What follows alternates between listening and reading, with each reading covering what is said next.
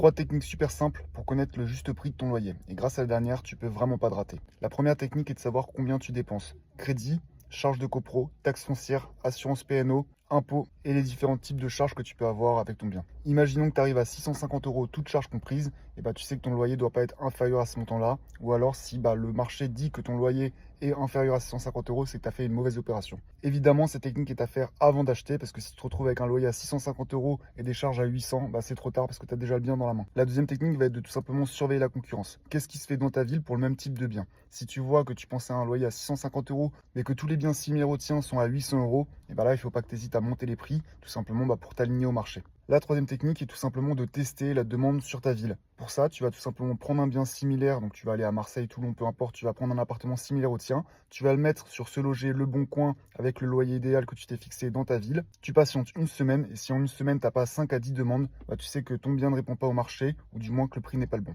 N'oublie pas de liker cette publication pour pouvoir la retrouver et n'hésite pas à t'abonner à ce compte si tu veux plus d'infos sur l'immobilier.